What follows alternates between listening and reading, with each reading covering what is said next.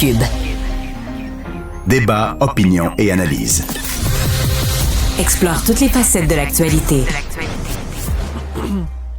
On va revenir sur ce sujet qui manifestement vous fait beaucoup réagir, hein, aussi bien par texto qu'au téléphone. On a parlé avec Isabelle Perron tout à l'heure de la réduction mammaire qu'a subie Béatrice Martin, mieux connue sous le nom de Cœur de pirate. Isabelle, les gens réagissent beaucoup. Au 187 Cube Radio, Daniel qui dit « Je suis allée faire 2 réductions mammaires, une en 87 et une en 2001 et aucun problème de douleur. » Parce que Béatrice mentionnait que pour elle, ça a été très douloureux post-opératoire. Absolument. Et on a Céline qui est avec nous au téléphone. Vous vouliez témoigner. Céline, vous avez eu, vous, combien de réductions mammaires? Une réduction mammaire. Comment ça s'est passé? J'ai eu de l'infection au début parce que j'étais allergique aux points fondants. Et puis j'avais comme un regret au début, mais par contre, quand ça s'est mis à bien aller après, je suis toujours aussi satisfaite maintenant qu'avant. Qu'est-ce que ça a changé dans votre vie, Céline, le fait de subir cette réduction mammaire? Le regard des autres. Ah oui. Qu'est-ce qu'il y avait dans le regard des gens avant? On te regardait toujours là parce que tu avais une bonne poitrine. Puis ça me dérangeait. C'est pas parce que je l'acceptais pas, c'est que ça me dérangeait. Puis aujourd'hui, aussitôt que je commence à prendre du volume, je fais attention toujours à mon poids. Ça m'a permis de toujours essayer de contrôler mon poids face à ça. Ça, c'est intéressant, Céline. Donc, c'était pas une question d'estime de soi. Vous aviez pas de soucis avec la grosseur de vos seins. C'est vraiment le regard des autres. Ça, c'est extrêmement intéressant. Et qu'est-ce que vous pensez du fait que quelqu'un comme Cœur de pirate, qui est très connu, qui est très populaire sur les médias sociaux, qu'elle en ait parlé ouvertement, qu'elle ait partagé cette expérience-là avec tout le public québécois? C'est un choix, puis j'ai aucun problème avec ça, puis je vais dire, elle a le droit de faire ce qu'elle veut de sa vie aussi, puis ça fait partie de sa personnalité aussi. Oui, puis en même temps, comme vous le faites aujourd'hui, en venant témoigner, c'est qu'on brise les mythes, on brise les tabous, parce qu'il y a peut-être des gens qui étaient... Vous, quand vous l'avez fait, est-ce que vous étiez gêné de dire aux gens que vous l'aviez fait, l'opération? Pas du tout, j'étais fière même. J'étais fière, puis j'étais encore fière, puis aujourd'hui, je porte toujours un support. C'était pour moi une belle réussite, puis je regrette vraiment pas.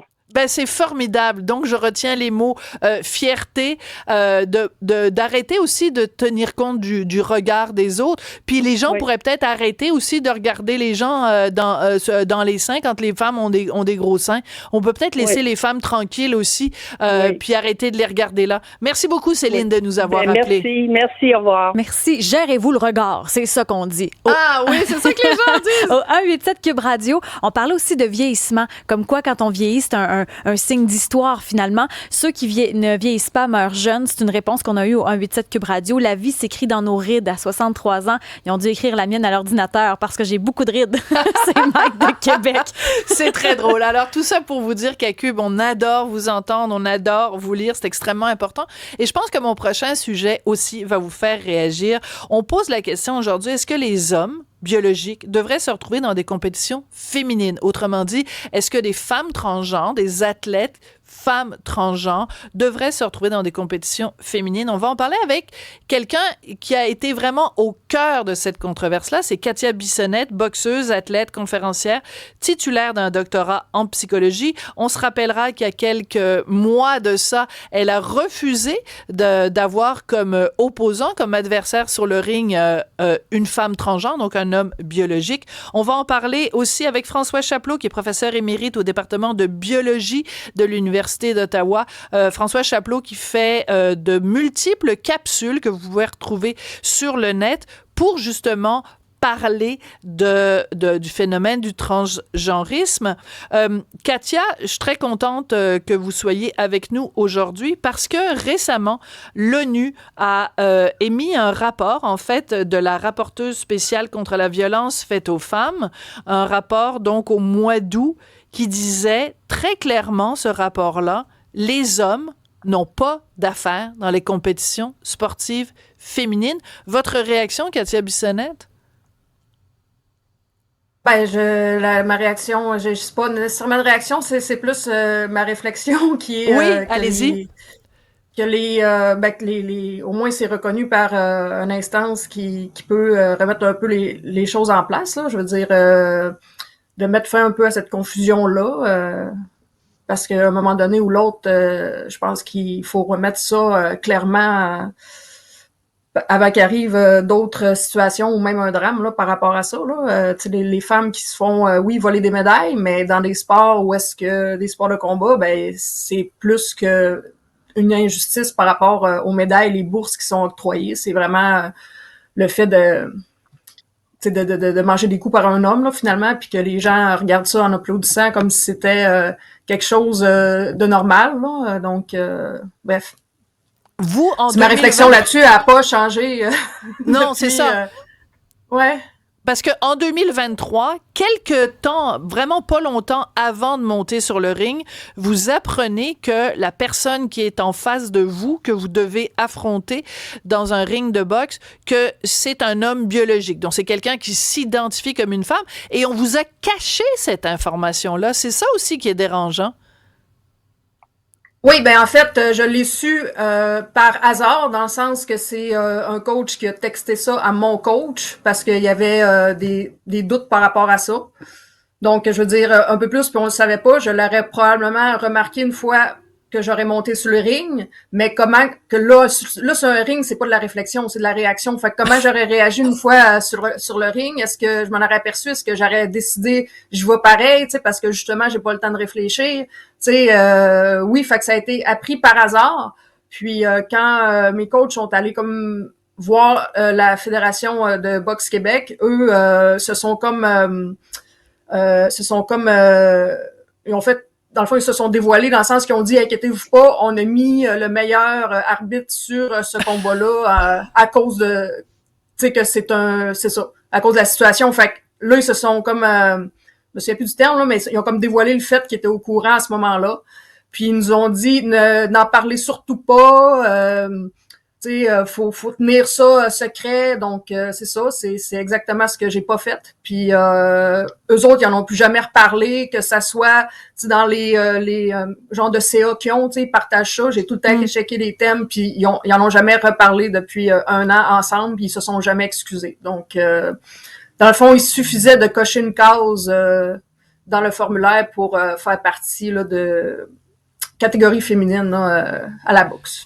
Ouais, lors des championnats provinciaux. Ouais. Ouais, alors ça, c'est un problème. François Chapelot, je me tourne vers vous. Le problème, c'est l'auto-identification. Il suffit que quelqu'un qui est un homme biologique se dise, ben moi, je me sens comme une femme. L'auto-identification fait qu'on peut aller casser la gueule de Katia Bissonnette. Qu'est-ce que ça provoque comme réflexion chez vous, François? Ben, c'est totalement illogique parce que clairement, là, si on rentre dans le contexte des sports, la différence physique est évidente, elle est prouvée, les données scientifiques sont claires et en ce moment, on se trouve en face d'une situation où, à des fins d'inclusion de personnes transgenres dans les sports féminins, on est prêt à faire abstraction de l'équité. Puis encore pire, au niveau de la boxe, on est prêt à faire abstraction de la sécurité des boxeuses qui vont affronter ces hommes-là. Et ça, c'est inacceptable. Je veux dire, c'est totalement inacceptable. Oui. Je veux dire, l'idée même qu'on puisse penser qu'un homme qui a passé à travers, je sais pas, une puberté masculine, avec le fait que à la puberté, il a augmenté sa masse musculaire de façon importante, qui est maintenant à plusieurs points de vue supérieur à ce qu'on va voir chez les femmes. Pas à tous les points de vue. Par exemple, pour la flexibilité, les femmes sont encore bien supérieures, mais au niveau de la force physique, de la vitesse, c'est bien établi. Si les organismes qui chapeautent tous les sports ne reconnaissent pas cette réalité-là, on a un sérieux problème. Et c'est le problème qu'on a actuellement. Et c'est pour ça que je félicite Mme Bissonnette d'avoir réagi de la façon dont elle a réagi quand elle a su qu'elle était pour apporter une femme transgenre. Il y a un principe ici, mais il y a aussi une question de sécurité. Ça n'a pas de bon sens. Oui. Alors, Katia, au moment des faits, en 2023, vous aviez dit que la force de frappe des hommes est en moyenne 162% supérieure à celle des femmes. Et ces chiffres-là se retrouvent aussi dans le rapport de l'ONU. Est-ce que vous avez l'impression que votre prise de position en 2023 a contribué d'une certaine façon à ouvrir les yeux d'un certain nombre de personnes qui se rendaient pas compte qu'il y avait un problème là? Oui, ben moi j'ai travaillé beaucoup là pendant cette année-là concernant ça avec des groupes de femmes, des personnes, je veux dire pour dénoncer la situation. J'ai fait plusieurs choses là, donc c'est pas un dossier que j'ai laissé traîner là. J'ai fait beaucoup de choses par rapport à ça. Donc oui, il y avait, je sais qu'ici au Québec il y avait une femme qui était qui prenait ça pour aller justement en parler là à l'ONU là, puis tu sais on avait discuté, en tout cas il y a eu beaucoup de choses là, je me souviens pas des noms et tout là, mais oui ça a été il y a des gens qui travaillent en arrière là, tu sais j'ai pas laissé ça comme ça. Mon but c'était vraiment qu'il y ait des choses qui se passent, puis que les choses parce que c'est très dangereux, puis je veux dire, tu sais je comprends que les personnes trans, la communauté LGBTQ+, veut faire des sports, mais l'argument que psychologiquement ils se sentent exclus, ben nous aussi on l'a dans une situation comme ça les femmes. Fait que pourquoi que nous on le céderait notre place quand que l'enjeu au niveau psychologique est comme le même.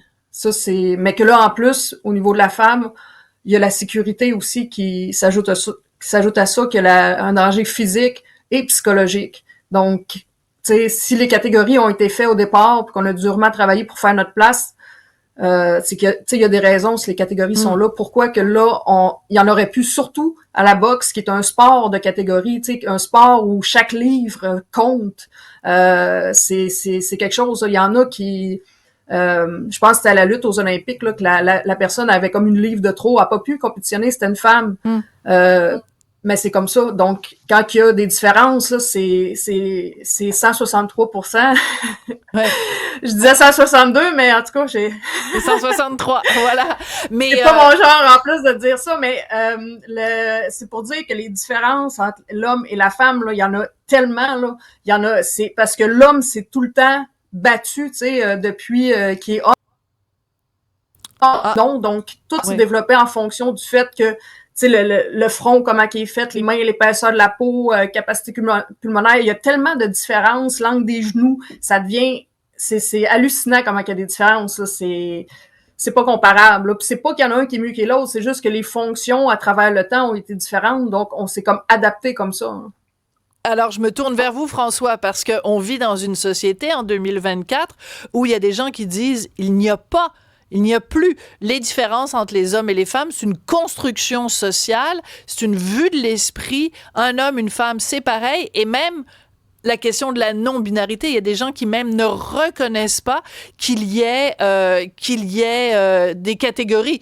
Ils reconnaissent même pas l'existence d'une catégorie femme, une catégorie homme. Qu'est-ce que vous répondez d'un point de vue biologique, d'un point de vue anatomique aux gens qui disent ça, François?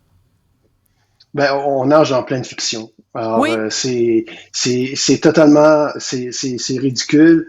On m'a reproché, par exemple, de pas être un spécialiste sur le sexe en tant que biologiste. Puis j'ai beau expliquer que ben, le sexe est binaire, est omniprésent dans mon domaine, la biologie, depuis toujours. Il n'y a pas personne qui va oser établir un programme de recherche sur la réalité du sexe binaire. C'est là, ça existe. Je veux dire, c'est comme si on voulait développer un programme de recherche sur, je sais pas moi, le fait que la Terre soit ronde. Il n'y a pas personne qui met ça en doute. Alors, tout à coup, on se retrouve avec toutes sortes d'hypothèses qui sont là simplement pour s'assurer que on ne considère plus le sexe comme étant binaire. Alors, il y a cette phobie de la binarité qu'on retrouve maintenant en société pour laisser la place justement à des concepts de style le sexe est sur un continuum, le sexe est une construction sociale. Tout ça pour donner à ce concept-là une espèce l'imprimer, de le rendre confus aux yeux de tout le monde, de sorte qu'on peut même plus comprendre ce que c'est, alors que c'est simple. C'est d'une simplicité, oui. C'est clair, puis il y a personne qui est en désaccord avec ça. Alors on se retrouve donc non seulement que les activistes ont très bien fait leur travail de créer la confusion, et ils sont maintenant partout dans les gouvernements, dans les organismes qui chapeautent les sports. On a suffisamment déconstruit la notion de binarité pour faire passer d'autres notions qui n'ont aucun rapport avec la réalité. Alors qu'on sait, par exemple, que le sport, si on a créé des catégories féminines, c'était pour exclure les avantages masculins. Alors voilà, donc, ça c'est important. Si c'est important.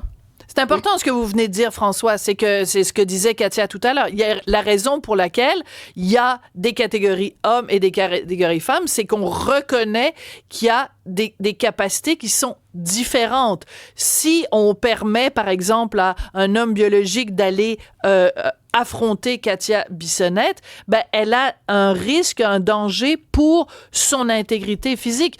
Katia, est-ce que vous trouvez que au Québec, on a suffisamment parlé de votre cause? Parce que j'ai l'impression que au Canada anglais, aux États-Unis, en Europe, on a beaucoup plus fait état de votre réalité, de ce qui vous était arrivé en 2023. Est-ce que je me trompe? Oh oui, ça a été quelque chose, là. Ça a été pratiquement une job à temps partiel, là, de gérer ça. Ouais, oui, puis c'était important de le faire pour tu sais, je pense qu'aussi les gens ont comme saisi cette occasion-là pour faire aussi passer leur message sans se faire non plus accuser de toutes sortes de choses, là. Donc oui, ça s'est promené beaucoup jusqu'à en juin, là, la front page du National Post. Fait que ça a été là, toute l'année, ça a quasiment duré 1 an. Fait que c'est sûr qu'à quelque part, ça va avoir eu son impact, là. En tout cas, j'espère. Je pense que oui. Mais tu sais, c'est toutes des choses que ça faisait longtemps que j'avais vu aller. Puis même que en allant à ce championnat-là, j'en avais parlé qu'à un moment donné, ça arriverait. Puis j'en ai parlé pendant 1h15 de temps. Puis mes coachs étaient là, voyons Katia, là, tu sais, gars, arrête, là. Puis c'est arrivé le lendemain à moi. Fait que moi, ça faisait longtemps que je voyais les choses aller dans la société, puis je me disais, j'ai fait une prophétie, puis ça s'est... Fait que j'étais pas pris non plus au dépourvu, mais que ça tombe sur moi, là, c'était vraiment un hasard quand même incroyable. Oui, mais c'est intéressant ce que vous dites parce que, en effet, vous voyez venir le jour où, en effet, quelqu'un sur la simple base de son ressenti, il va dire, moi, je suis une femme, donc je vais aller me battre contre des femmes. Qu'est-ce qui vous faisait peur? C'est important parce que vous avez utilisé le mot tout à l'heure, dangereux. C'est quoi le danger? Si vous étiez, en effet, monté sur dans le ring, avec cet homme biologique en face de vous, ça aurait été quoi le danger pour vous, pour votre intégrité physique, Katia? Parce que c'est ça le cœur du problème. Je veux dire, je suis habituée de manger des coups, puis que la force à 163% plus que je suis capable de... Tu sais, je veux dire, c'est dangereux au point que ça peut me laisser des séquelles, ça peut même me tuer, là. Je veux dire, à un moment donné, il y a personne non plus, je pense, qui veut commettre un homicide involontaire. Qui va être responsable de ça? Les assurances, je sais pas. Mais je veux dire, je voulais surtout pas créer un précédent, parce que moi, si j'aurais dit oui, il y aurait eu plus de chances que quelqu'un d'autre dise oui après dans la même situation. Fait que j'aurais déclenché quelque chose qui... Ça m'appartient pas, ces décisions-là, là. Que les fédérations mettent leur culotte, que les gens qui sont supposés les mettent, mais c'était pas à moi de prendre une décision comme ça. Donc, c'est mieux de dire non. Dans le doute, c'est mieux de pas créer de précédent, de faire bouger les choses, remettre les affaires en place, puis c'était un peu ça qui est en train de se passer. Donc, pour moi, ça a été la bonne décision. Oui. François, je me tourne vers vous parce que au moment des faits en 2023, Katia s'était fait dire, Madame Bissonnette s'était fait dire, ben il faut pas le dire publiquement que cette personne-là, cet athlète est en fait un homme biologique parce que ça créerait de la discrimination. Je me rappelle également qu'à cette époque-là, quand des journalistes avaient couvert la cause de Katia Bissonnette, il y a des militants transgenres qui ont dit que c'est épouvantable parce que on a sorti du placard quelqu'un qui s'identifie comme une femme. On n'avait pas d'affaire à dire qu'en fait, c'est un homme. Comment vous réagissez à ça, François? Mais c'est comme j'ai mentionné tout à l'heure, je veux dire, on est en face d'une espèce de conflit entre inclusion et équité. Puis s'ajoute à ça la sécurité dans le cas des boxeuses ou des joueuses de volleyball ou de rugby, peu importe. Là. Alors donc c'est une caractéristique. Je réagis à ça en disant que on doit établir des règles précises pour l'équité et la sécurité des athlètes dans les sports. Et si ça veut dire que des personnes transgenres ne peuvent pas participer dans la catégorie de leur choix, soit que ça se fasse. Je veux dire, c'est qu'on oublie qu'ils ne participent pas dans les sports. S'ils veulent participer dans une catégorie, ben, qu'ils participent dans la catégorie qui va faire en sorte qu'ils vont pas avoir un avantage indu qui peut causer des préjudices à d'autres personnes. Le droit des femmes ici est aussi important que le droit des transgenres. À la sécurité et à l'équité. Oui, absolument. Oui, alors c'est important de le mentionner. Oui, je veux juste, parce que c'est extrêmement important de le mentionner, le rapport de l'ONU, donc Madame Al-Selem, la rapporteuse spéciale contre la violence faite aux femmes, elle parle de ça aussi dans son rapport qu'elle a remis à l'ONU. Elle dit, écoutez, il faut pas non plus faire de discrimination envers les personnes transgenres. Leurs droits doivent être respectés, donc créons une catégorie ouverte et à ce moment-là, les personnes transgenres pourront aller compétitionner dans cette catégorie-là ou alors ouvrons la catégorie hommes pour inclure les hommes qui s'identifient comme des femmes. Je veux vous faire entendre parce que je veux pas que les gens qui nous écoutent, qui nous regardent, pensent qu'on fait le procès des personnes transgenres. Bien au contraire, on reconnaît la dysphorie de genre, on reconnaît la réalité, les droits, bien sûr, le droit à la sécurité aussi des personnes transgenres. Je vais vous faire écouter une personne transgenre. Elle s'appelle Caitlyn Jenner. Auparavant, Bruce Jenner, qui a participé aux Olympiques de 1976 ici à Montréal. Et Caitlyn Jenner est contre la participation des hommes biologiques dans les compétitions féminines. On va écouter un petit extrait. C'est en anglais, je vais traduire après. To stand up, the only way they're going to, it's not fair. I mean, you think about it, volleyball. Men can jump about 6 inches higher. The net is lower. They hit the ball 20% harder. You know, so it's just not fair, and we got to stop it now. And I've been. Alors elle dit, Caitlyn Jenner, ce n'est pas juste. Et cette expression-là, it's not fair, elle l'utilise depuis des années, Caitlyn Jenner. Elle dit, ce n'est pas juste. Elle donne l'exemple du volleyball. Elle dit que les hommes peuvent sauter 20% plus haut que les femmes. Et elle dit, it has to stop now. Il faut arrêter. Donc, Katia Bissonnette, je vais vous demander de réagir aux propos de Caitlyn Jenner. C'est une personne transgenre, une femme transgenre, qui elle-même dit « Les hommes n'ont pas d'affaires dans les compétitions féminines ». Oui, puis j'en ai eu des appuis là de la communauté. Oui, c'est, je veux dire, moi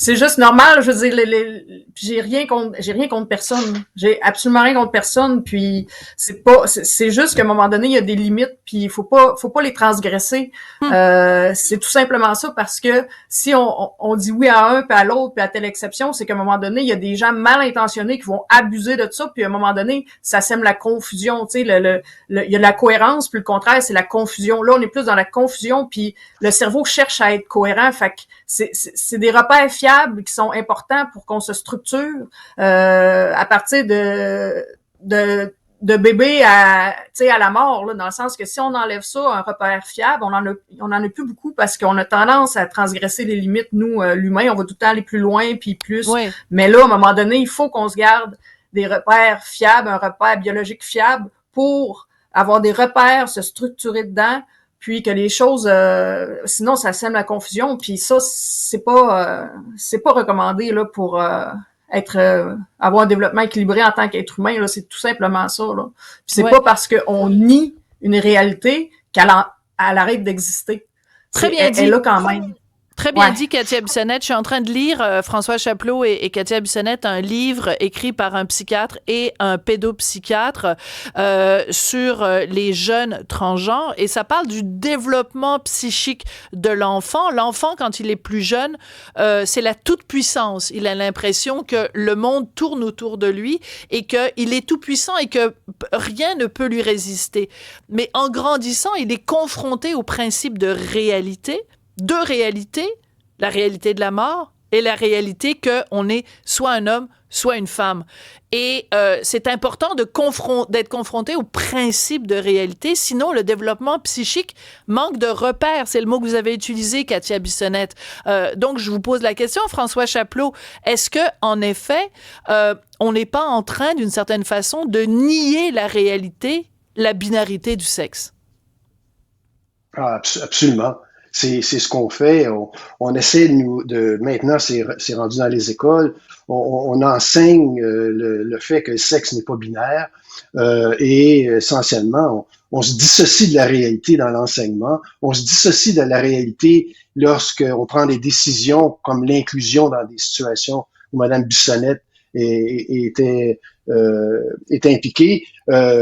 Et ce que Mme Jenner dit est intéressant parce que elle parle en fait d'un procès qui est une poursuite judiciaire aux États-Unis d'une équipe de volleyball et des joueuses. Donc c'est important maintenant, les joueuses sont impliquées contre le fait qu'il y a une des participantes, un des membres de l'équipe d'une université qui mesure 6 pieds 1, qui est capable de frapper le ballon à 130 km/h, qui est un danger public essentiellement, qui est une personne transgenre. Et il faut pas oublier qu'au volleyball, en plus d'être plus fort, le filet est 7 pouces plus bas. Alors donc, c'est rendu une arme létale, là, cette personne-là, et c'est un transgenre. Alors donc, de voir que non, il y a même des coachs de cette personne-là qui sont dans la poursuite. Il y a des joueuses de la même équipe que lui, puis il y a des joueuses de ailleurs. Donc, il y a un éveil en ce moment. Et cet éveil-là, il y a un éveil. Certainement, ça commence avec Mme Bissonnette. Certainement, ça a été un point de départ. Les Olympiques, avec les boxeuses aux Olympiques, là, qui étaient des personnes avec des anomalies de développement sexuel, qui ont gagné des médailles d'or. Ça l'a éveillé. Il y a un éveil en ce moment sur cette réalité-là. Et on sent qu'il y a une volonté de retourner vers quelque chose de plus équitable et de plus sécuritaire. Alors donc, comment ça va se matérialiser? Mais il y a une petite lumière au bout du tunnel en ce moment. Oui, puis Katia, vous avez été vraiment... c'est important de le mentionner. Vous avez été, en prenant position publiquement et en défendant votre intégrité physique, vous avez été la bougie d'allumage d'un phénomène qui est important. Et c'est pour ça qu'on se penche là-dessus aujourd'hui, à la lumière de ce que vous avez fait en 2023 et à la lumière de ce rapport à l'ONU qui est très important. Je veux juste rappeler le rapport de l'ONU, là. Personne n'en a parlé dans les médias au Québec, à part une chronique dans le Journal de Montréal. Si vous permettez, je vais quand même le rappeler. Et même Jean-François Lisée, dans Le Devoir, a souligné le fait, comment se fait-il qu'au Canada anglais, à travers le monde, les gens ont parlé de ce rapport-là. Au Québec, silence radio, c'est quand même particulier. Je me tourne vers toi, Isabelle Perron, parce qu'il y a beaucoup de gens qui réagissent. Puis pour réagir à ce que tu viens de dire, je pense qu'au Québec, on a peur d'aborder les sujets, on a peur du débat. C'est peut-être pour ça que les gens n'ont pas parlé à part toi. Peut-être. Mais sur le texto, ça réagit dans toutes les directions. 187 Cube Radio. Il y a Jacques de Montréal qui dit, depuis quelques années, il y a un bon joueur masculin de golf au Summerlee qui a changé de genre et qui joue en compétition provinciale depuis avec des femmes. Puis cet homme-là, maintenant, gagne le fameux championnat en question. Il fera beaucoup plus loin, selon Jacques. Rachel dit, quand la question sera-t-elle posée à une invitée représentant des LGBTQ? Une explication qui fait que les femmes transgenres ne participent pas aux compétitions masculines et ne demandent pas pourquoi. Oui, ça c'est un point important, puis j'en parle aussi dans mon livre Où sont les femmes, c'est que ce qui est problématique, ce sont des hommes biologiques identifiés comme des femmes, donc transidentifiés, qui font partie des compétitions sportives féminines. Je cite à nouveau le rapport de l'ONU. 600 athlètes féminines ont perdu près de 890 médailles au profit d'hommes biologiques dans plus de 400 compétitions. Si on fait le calcul de l'autre côté, zéro athlète masculin aurait perdu des médailles aux mains de femmes biologiques qui s'identifient comme des hommes. Vous comprenez, là, vous me suivez? Ben oui, complètement. C'est qu'il y a un déséquilibre.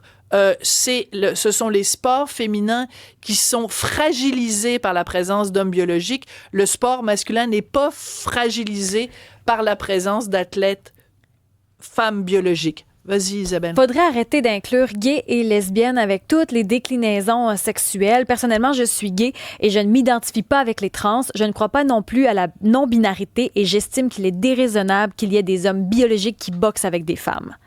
Ben ça va vous faire plaisir d'entendre ça, Katia Bissonnette, parce que c'est la cause que vous défendez depuis maintenant 2023. Vous avez été la première à dire non. Non, ça ne se passera pas. Merci beaucoup à vous deux d'être venus discuter de ce rapport de l'ONU aujourd'hui. Katia Bissonnette, boxeuse, athlète, conférencière, titulaire d'un doctorat en psychologie. Vous êtes une femme qui a un parcours de vie absolument fascinant, je tiens à le dire, Katia Bissonnette. Merci beaucoup d'avoir été là aujourd'hui. François Chapelot, professeur émérite au département de biologie de l'Université d'Ottawa. J'encourage tout le monde pour se faire une tête à aller consulter sur vos différentes plateformes les capsules que vous faites et qui expliquent bien la binarité du sexe quand même. Il faut un petit peu revenir à la base et arrêter avec la pensée magique. Merci beaucoup à vous deux d'avoir participé à cette discussion. Merci. Merci pour l'invitation.